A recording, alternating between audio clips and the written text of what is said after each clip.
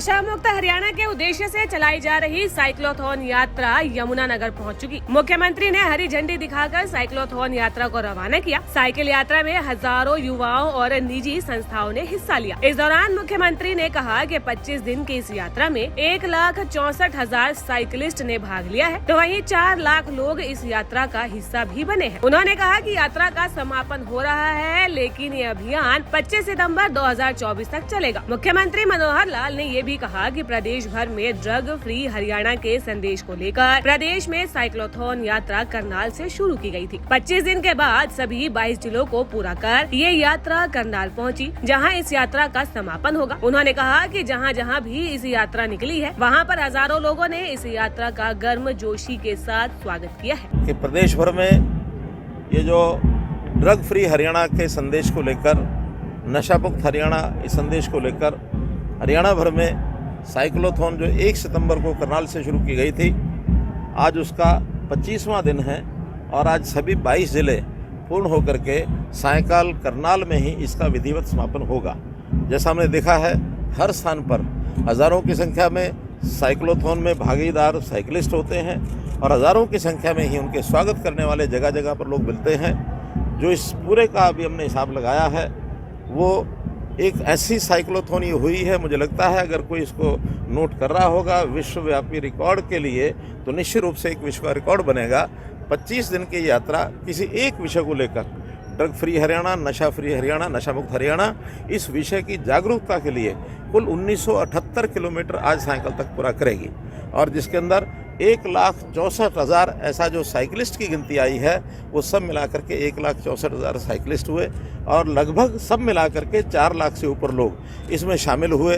स्वागत करने वाले, व्यवस्था करने वाले सब लोग। इसके अंदर बहुत सी संस्थाओं का हमको एक प्रकार से उनका सहभागिता, उनका योगदान हुआ है।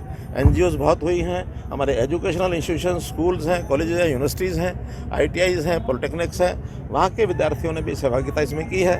हमारे सामाजिक और धार्मिक संगठन भी, धार्मिक माने संत महात्माओं ने भी जगह जगह इनकी व्यवस्था में भी भाग लिया, इनको प्रेरित किया।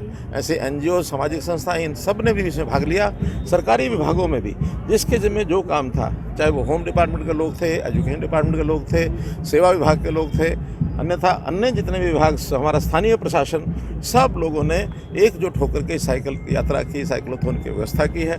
मैं स्वयं 3 जगह रह चुका हूँ। आज सायंकाल करनाल में फिर से जाने वाला हूँ। उसमें पहले करनाल से शुरुआत कराई थी, उसके बाद मैं सिरसा में रहा था, आज मैं यमुनानगर में हूँ। सायंकाल फिर से करनाल में जो समापन कार्यक्रम होगा, उसमें भी लगभग 25 से 30 हज़ार युवा उसके अंदर भाग लेने वाले हैं। तो ऐसा ही एक जनजागरण का कार्यक्रम आज संपन्न हो रहा है और इस मुहिम की, ये मुहिम समाप्त नहीं है, मुहिम की यात्रा है, उसका समापन है। मुहिम तो हमने 5 मई 2023 को शुरू की थी। 1 साल के लिए सब संस्थाओं को, खास करके जो हमारे धार्मिक नेता हैं, संत महात्मा, उनको भी मैंने उस दिन अपील की थी, निवेदन किया था। वो सब लोग भी अपने अपने तरीके से इसमें लगे हैं। साल भर किसी न किसी रूप में ये जागरण का काम चलेगा और जागरण के साथ साथ जो लोग इसके आदी हो चुके हैं, जो ऐसे द्रव्य पदार्थों का यानी सेवन करते हैं, जो इस प्रकार के मादक द्रव्य पदार्थों का सेवन करते हैं, उनका डी एडिक्शन सेंटर्स पर ले जाकर इलाज कराना, फिर उनको रिहेबिलिटेशन के नाते से उनको मुख्य धारा में लाना, और साथ ही जो चेन सप्लाई है, जो लोग तस्करी करके और इन चीज़ों को सप्लाई करते हैं, उनका अपना एक बहुत बड़ा मैं गैंग कहूँगा, वो गैंग है, बहुत बड़ा गिरोह है। उन गिरोहों का सफाया करना, वो भी जानकारी हमको जहाँ जहाँ से मिलती है, हम अभी भी उनके खिलाफ कार्रवाई करते हैं, उनका सामान पकड़ते हैं। अभी पिछले 4 महीने पहले जब सारे देश भर में होम मिनिस्टर जी के एक प्रकार के निर्देश अनुसार ऐसे पकड़े हुए सामान को हमने जलाया। हरियाणा में भी 100 करोड़ से ऊपर का जो सामान है, उसमें चरस है, गांजा है, अफीम है, जो भी सामान हमको मिला वो सब हमने उसको भस्म किया है।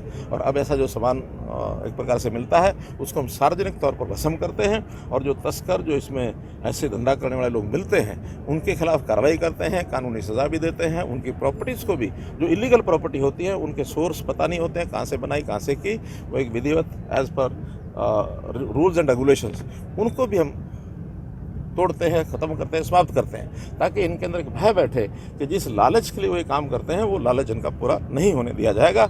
इसलिए हमारा संकल्प है कि हरियाणा को हम नशा मुक्त हरियाणा, ड्रग फ्री हरियाणा बना करके ही दम लेंगे। दैनिक सवेरा के लिए यमुनानगर से राकेश भारती की रिपोर्ट।